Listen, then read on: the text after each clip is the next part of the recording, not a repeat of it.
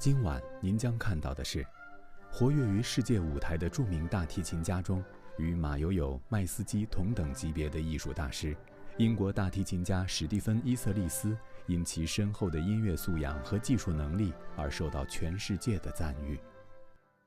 大家好，观众朋友们，您现在看到的是今晚我们听音乐。英国著名的大提琴家史蒂芬·伊瑟利斯，他以精湛的演奏技巧和深厚的音乐素养闻名于世。那在今天的节目当中呢，我们非常荣幸的邀请到他，请他来谈一谈他的音乐世界以及他和慕尼黑室内乐团的合作。在第21届上海国际艺术节期间，大提琴巨匠大师史蒂芬·伊瑟利斯与德国慕尼黑室内乐团强联合，在开幕不久的上音歌剧院为乐迷们呈现了一台高水准室内音乐会。 Well, it was a very nice occasion. The audience was very nice. The hall was very nice. I had good coffee beforehand. Yeah, I mean, it was brief. It's just one concert. But there was a nice atmosphere. And lots of children in the audience. I like that. I like it when children are there.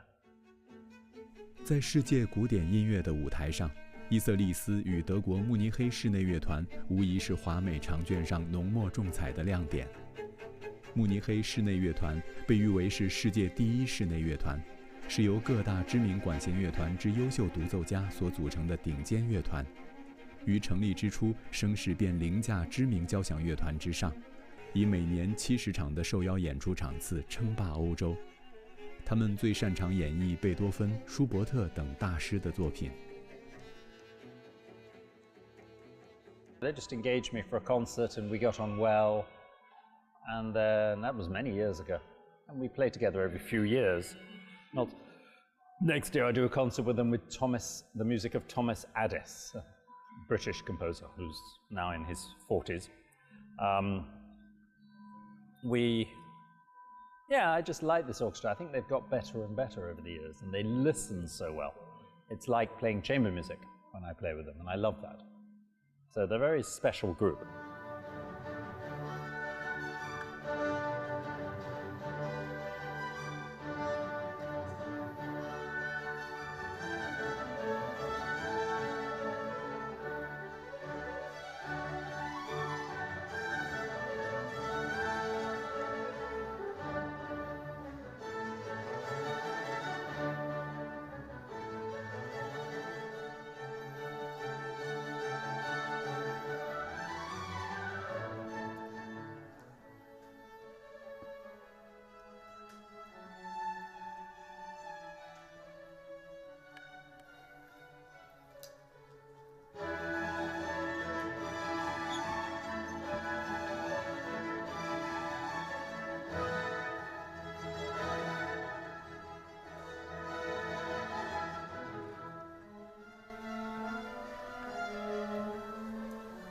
I love it. They're really, really lovely people, lovely musicians.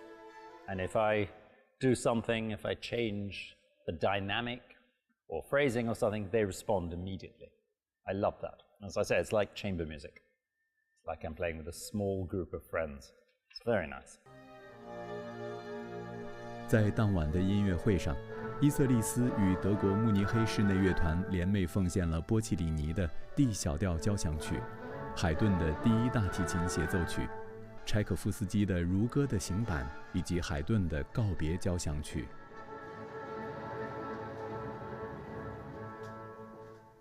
Well, I'm afraid I've never played Beethoven or Schubert with them. What do I play with them? A few different things. But I played Haydn with them, I played Saint-Saëns concerto with them, Schumann concerto, maybe something else, I can't remember. But I've never done Beethoven or Schubert.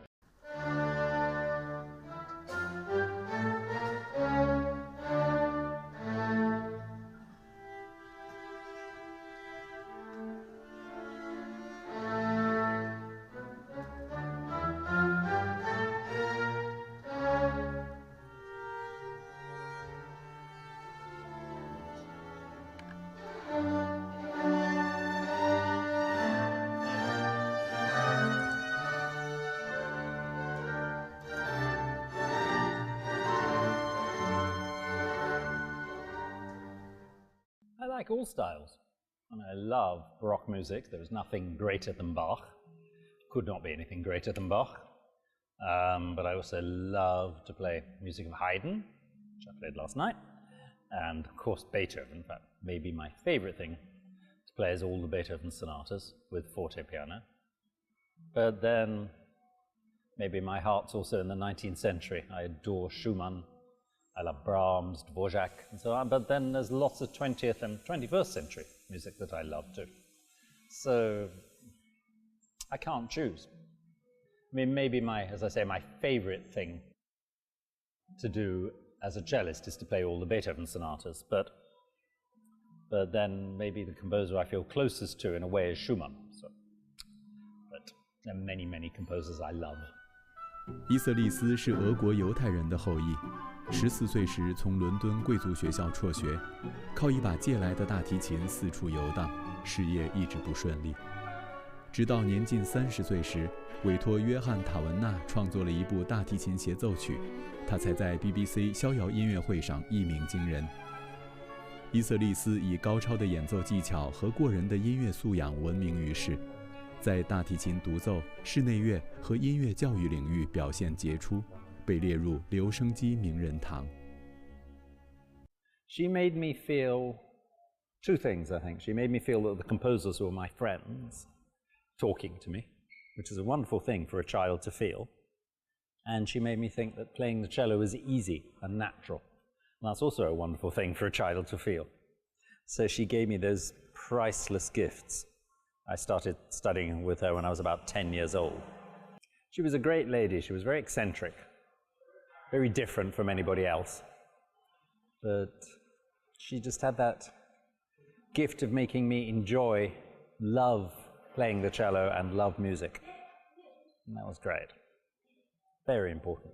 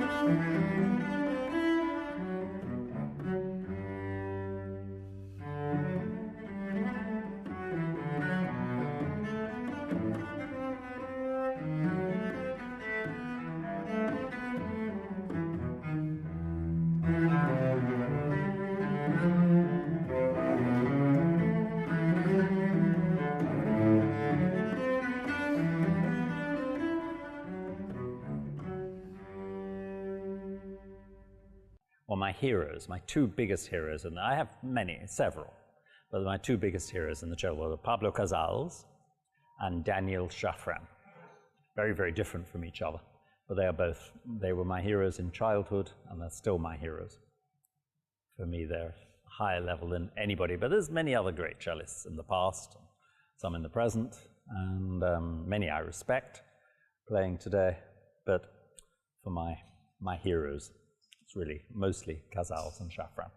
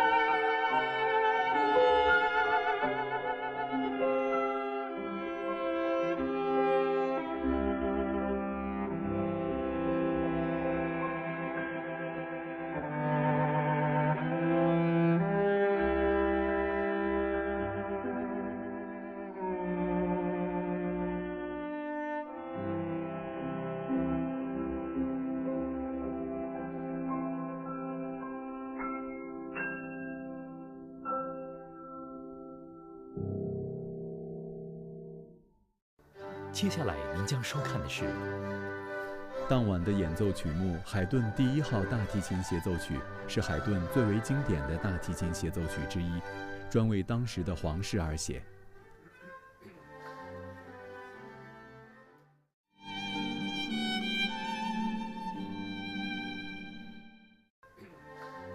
这是一场伊瑟利斯期待了3年之久的演出。2015年，伊瑟利斯曾与亚洲青年管弦乐团来沪演出。演出结束后，他欣然接受了来自中国上海国际艺术节组委会的邀请，准备于次年艺术节期间为上海乐迷奉上自己在中国的首场独奏音乐会。然而，不可预料的事情发生了。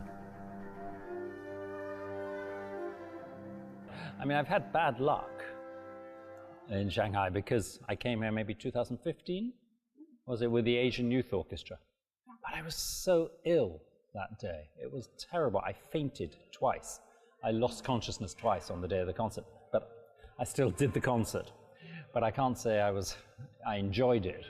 It was awful. I had a high fever, very high. It was awful. But then, so I was very happy when I was immediately re-invited, 2016. But then, unfortunately, I had another piece of bad luck, and for personal reasons, I couldn't come, and I was so sad because I was so looking forward to it. It was such a lovely tour we had.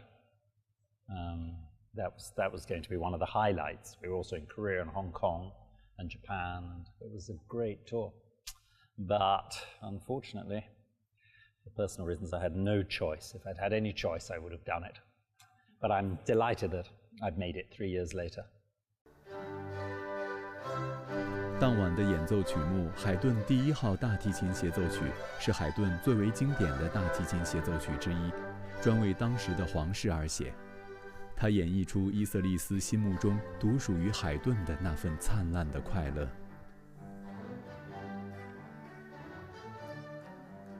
Haydn gives me joy. I mean, I've probably played that concerto more than any other concerto, but still it fills me with joy, that music. And so it comes out. Trouble is, for me, once I see a camera, if somebody says, I'm going to take a photo of you, my face goes, I can't do it. Either I do that or I do a silly face. But I can't. My girlfriend is a photographer, among other things, and only she can sometimes take natural photos of me. But generally, I hate being photographed. So I think a lot of my photos are a bit. And my girlfriend says it's ridiculous because it's not like me. The photos don't express what I express. So only when I play can I forget cameras. And then I'm natural. And that's, but Haydn, that's such a happy, sparkling piece. I have no choice but to feel happy and sparkling when I play it.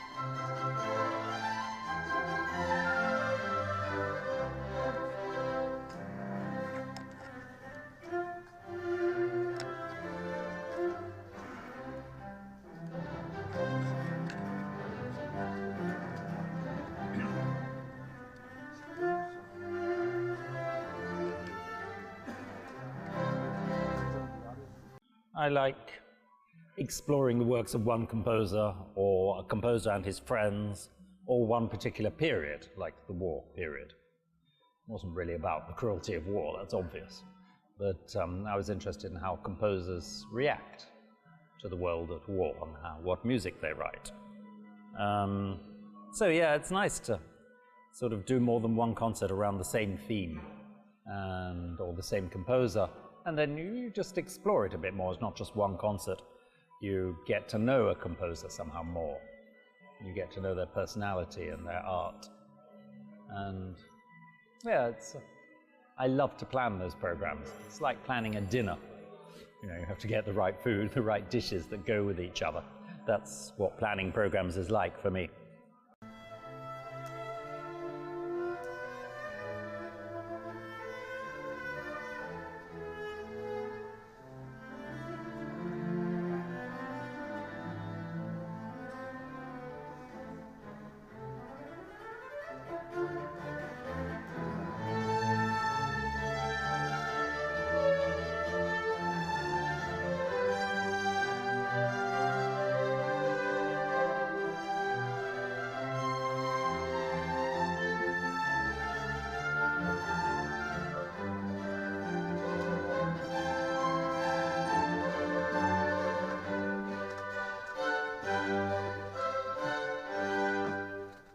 Not really.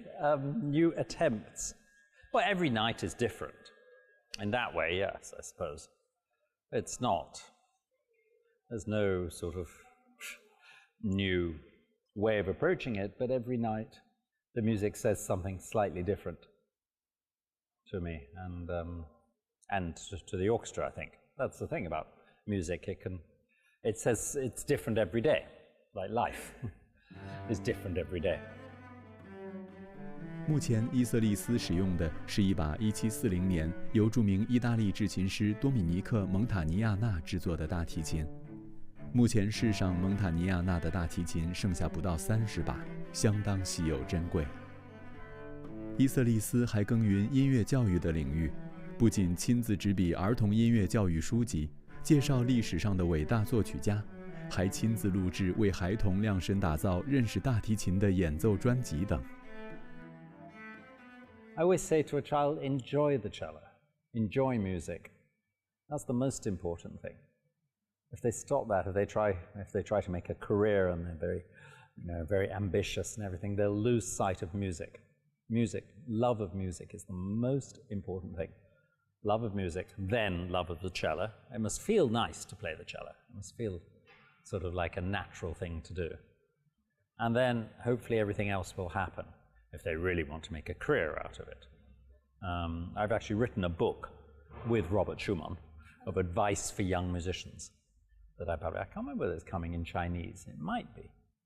I can't remember. Maybe it will sometime be translated into Chinese, because there I really stress that what's most important is to love music above all. Never lose that, because you can lose it. Bad things happen in the profession like any other profession. It's got bad things in it, and it's got annoying people, and bad things will happen, but you just must never lose your love for the music. That will keep you going.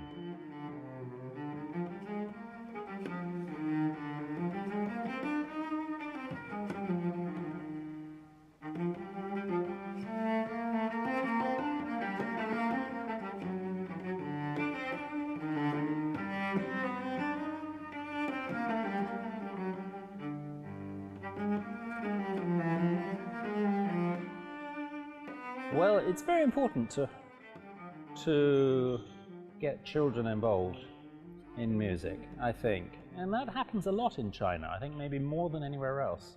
In audiences, you see a lot of children, and that's great. And here and in Zhuhai, they bought me flowers, and both times I gave them to a little child, because I want the child to remember the concert as something exciting. Something exciting happened. I wish I could give every child flowers so they'd all think, ooh, I got a present. It's very important that children should not be forced, because if they're bored, there's no point bringing them. But I think some of the children, like in Zhuhai, there was a child, maybe 8 years old, 7, 8 years old, in the front row. And she was just like that. And then when the music was happy, she smiled. And when the music was serious, she looked serious. She was wonderful. So I gave her my flowers in Zhuhai. I love that. I love the way children listen to music. And I think it's so important for them in their lives, because whatever else happens, they'll always have music.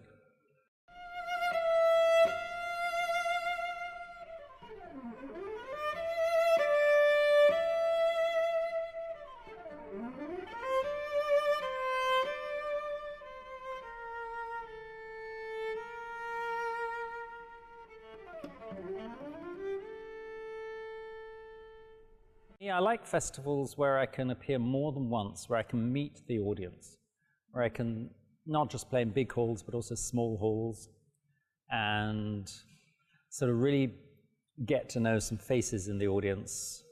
I love being in residence at a festival where I play 4 or 5 times, and I start to know the faces, and I start to know the people and meet them, and they start to know me.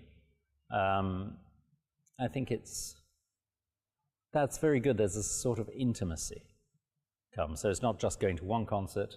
Like Andosh Schiff, I think, gave 2 or 3 concerts. Well, I was only there for the second half, but I saw he was already happy when he came on. And I know when Andosh is not happy.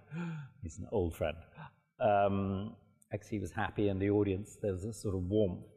Well, I think it's wonderful there is a Shanghai Arts Festival. I think it's great, and that it's, after 20 years, it's growing and growing, and people over the world are hearing about it more and more. So it's exciting. I just hope it grows and grows, and it's already one of the famous festivals in this region of the world, and I hope it becomes one of the most famous festivals in the world. Great.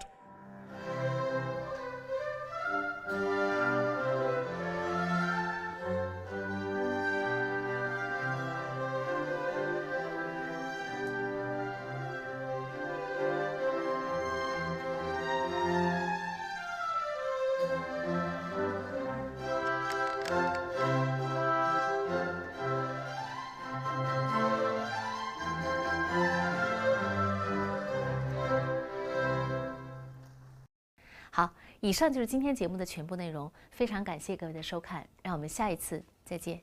下期您将收看的是来自墨西哥的制片人尼古拉斯·塞利斯，他也是2019年奥斯卡最佳外语片《罗马》的制片人。我们请塞利斯为我们来解读一下，如何才能成就一部优秀的影片。